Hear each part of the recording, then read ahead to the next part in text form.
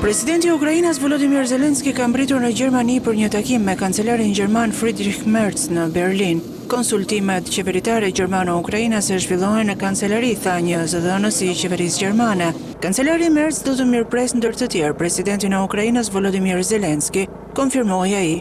Gjermania është bërë mbështetësia më e madhe e Ukrainës në luftën e saj 4 vjeçare kundër pushtimit të Rusisë, pasi Shtetet e Bashkuara nën presidentin Donald Trump kanë ulur mbështetjen dhe Kievi është i prirur të mbajë Berlinin në anën e tij. Takimi vjen ndërsa bisedimet e paqes të iniciuara nga SBA-t mes Rusisë dhe Ukrainës kanë ngecur në vend, me Kievin që i reziston ides se mund të lëshojë territore për Rusinë.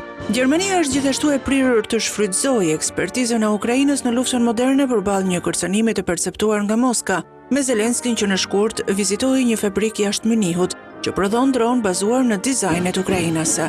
Ministrat e mbrojtjes të vendeve aleate të Kievit dhe shefi i NATO-s Mark Rutte do takohen gjithashtu të mërkurën në Berlin si pjesë e grupit kontaktit për mbrojtjen e Ukrainës.